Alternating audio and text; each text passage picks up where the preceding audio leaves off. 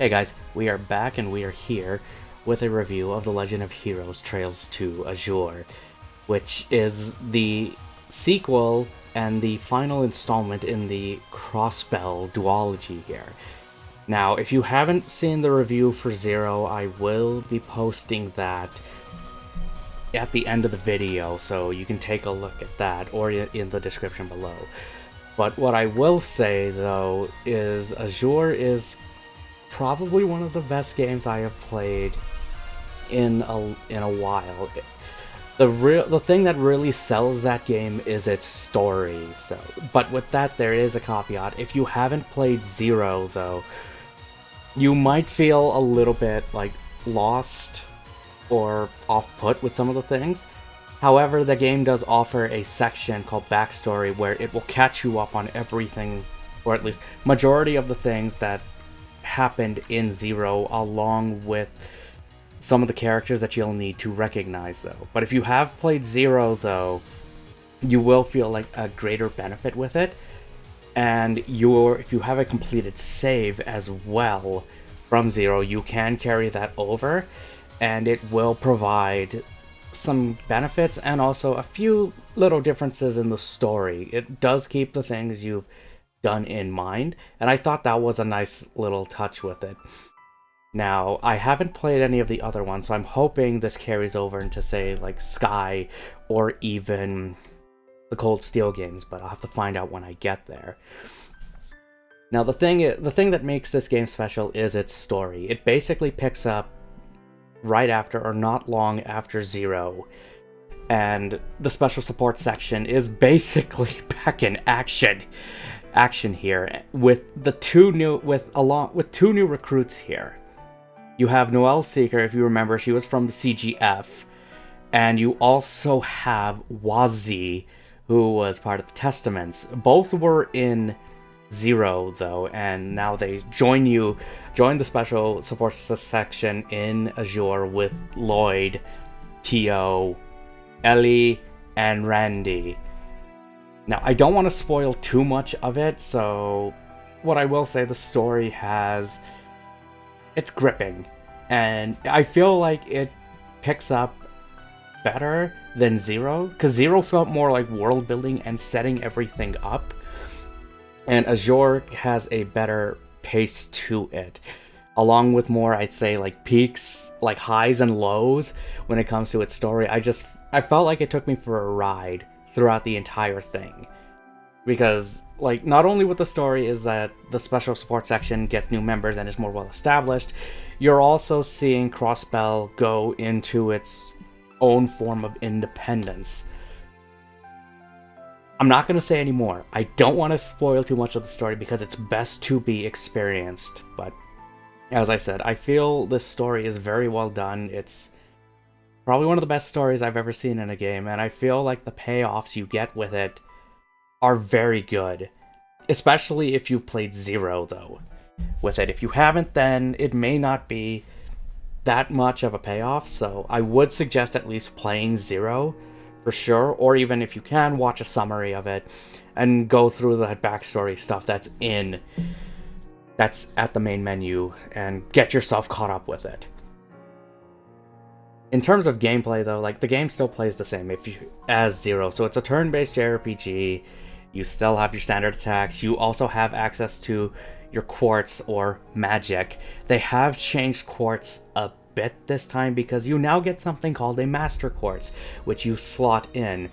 And Master Quartz provides stat bonuses and other additional perks as well. So, like, for example, one of the Master Quartz can give you a strength boost for a few turns, or another one can increase, like, say, how much you heal, depending on what Master Quartz you put in.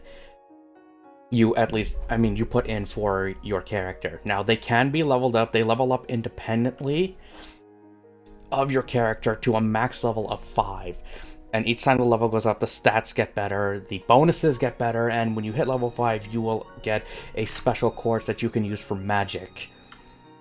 Now, the catch, though, is when you use that, you can keep extending it with your EP, or you can cancel it, but you can't do any attacks because you have to keep the magic going. So it's kind of a trade-off when it comes to that stuff. But I do feel like stat buffs on top of using your equipment provides an interesting twist to the core system, and I actually found using them much more useful than they were in Zero. I found myself using magic quite a bit more, and it made for some interesting combinations of stuff. So I did like magic this time, and it does definitely come in handy though. You still have access to your CP as well, or your craft points, which of course are character special abilities, which some of them can be upgraded as you play through the game, along with getting new ones, and along with special S-crafts. You still have access to dual S-crafts as well, and with the additions of Noel and Wazi, that kind of changes things up. You can get new ones though by doing monster extermination missions on the side quests, which are still back as well. And they can be leveled up too. And if you do your bonding with your teammates or your squad and others, that will have an effect on the story as well. But I did find the combat actually better balanced this time compared to what it was in Zero. There is still some stuff I don't approve of when it comes to it. Some of the battles are kind of BS. But if you are having troubles, just like in Zero, you can lower the difficulty for it. I've had to find myself relying on that a few times for it, but hey, it works, it's fine. Combat is still fun, but it doesn't have as much BS as it did in, say, Zero, I found. There is still some of it, but it's more towards the end of the game. Which, by the way, this game is actually long, too. You're looking at about at least over 50 hours. Like, the game told me I finished it at like 54 hours and 35 minutes, and that's not doing everything. That's doing whatever support quests I could do, and going through the main story, and even with the restart of some battles and stuff. However, I will say if you do get bored of, doing support stuff, there's still fishing, and they've added something called Pom Pom, which I will admit I did spend a little more time in it than I should have, but I enjoyed it. Especially when you go up against Tio, because that's quite a challenge. That's quite a challenge with that game. But I enjoy Pom Pom.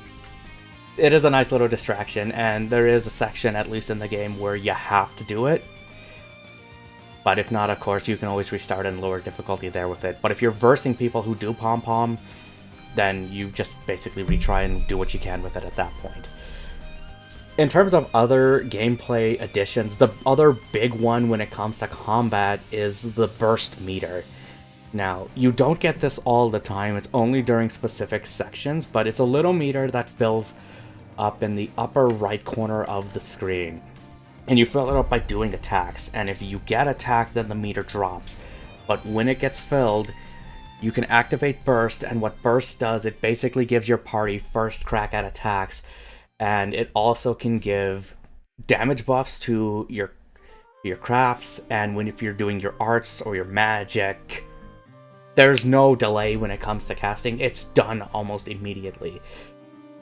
So I found at least when it comes to strategies when in combat that I went outside and did some of the cannon fodder or the other enemies to just fill up the meter, and then go back into like a battle and just get in with burst, do stack the attacks. I do think burst is awesome, and it can help turn the tide of a battle. I do think it's a welcome addition. It is unfortunate that it's only during specific sections of the game though. But when you do get it, utilize it. It's really cool. One thing I will say though, earlier, like I said, the story is well done, and I do feel like it is better paced. I do have an issue with some of it though, is that the pacing is better, but I also feel like some stuff is a little unnecessary when it comes to it. Like, the game is still split up into like 5 chapters, but you also have an intermission and a fragment. The intermission, I feel, isn't very necessary until the end of it, but I guess they wanted to fit it. I guess Falcom wanted to fit in a section where everybody goes to a beach and wears swimsuits or something. I don't know. It was a fun little distraction. I'll say that. And Fragment doesn't outstay its welcome. I do feel that section is actually pretty good, and it was a nice little reprieve of things. The last section, though, the final chapter, while good, felt too long for its own right. And it just, like, it did drag, but there was a lot of story stuff happening, so it made it interesting. I just feel like it was unnecessarily long.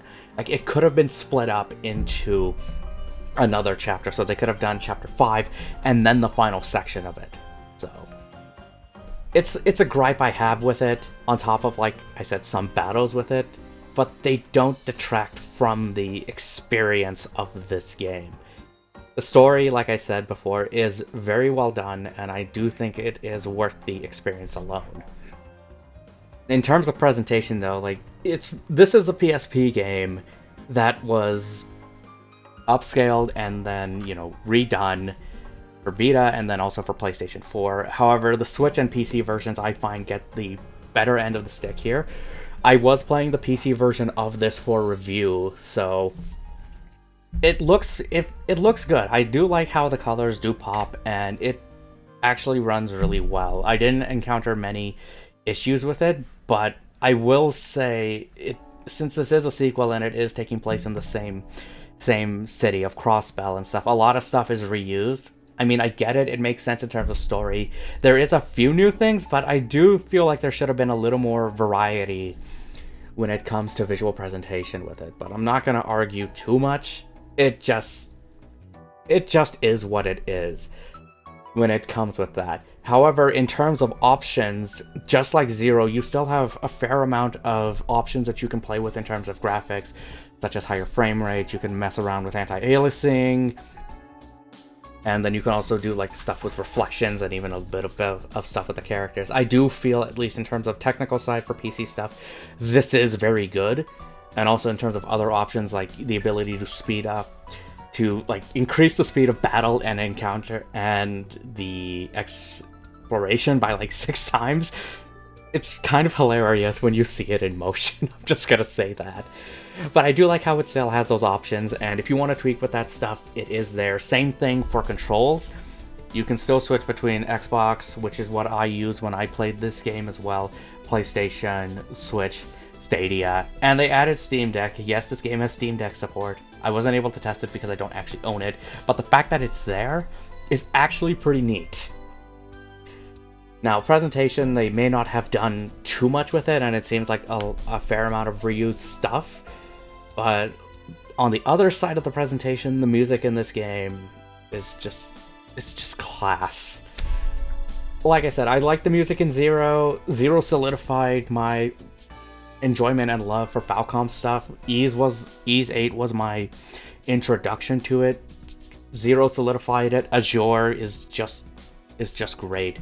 It just continues that trend. Some of the music in this game is actually really good. There are some memorable tracks with it. One nice touch, though, is when you're playing the game and you want to see what tracks are playing, there is an option where you can turn on in the settings and it will tell you in the corner what the track is and where it's actually from. So in terms of music, you're still getting stuff from Azure. You're getting stuff from Azure, but you're also getting stuff from Zero, and you're also getting stuff from Sky as well with the music. The tracks here are all well done. They all feel appropriate in setting a tone and moving things forward. I would like to actually own a copy of this myself, same with Zero. But I can safely say the music, if you're in it for the music, you're not going to be disappointed when it comes to this stuff. Overall, I would actually say Azure is a good sequel. It's got a better story, which is better paced. It's not perfect, though, despite an overly long final section, and like I said, the intermission's just kind of mostly for seeing people girls in swimsuits or just going to the beach or something. Combat is better, Some of it is a bit better balanced. I do like the idea of the burst system and the idea of Master Quartz. Some battles are still kind of BS, I find, with it, unless you have a broken build, maybe, which I didn't do. I liked this game. It was a satisfying conclusion to the Crossbell arc. And as both of these being my first introduction to the Trails games, I want more. I want to play more. And I feel like Sky is going to be next on that list. So I would say, as a first-time Trails experience, if these are your first game, if Azure is your first game, you're going to have fun with it. I would suggest you play Zero, or at least read that backstory stuff with the game, or at least watch a playthrough. Get yourself caught up with it. But like I said, after playing both Zero and Azure, I'm very happy that I got to play these. They were a memorable experience, and I really can't wait to see how all of this links together, how Sky links into this. There is more references to Sky I have found in this game, and I want to see how it works with, say, Cold Steel and all of the other Trails games that are coming out. Consider me intrigued and excited to see where it goes next.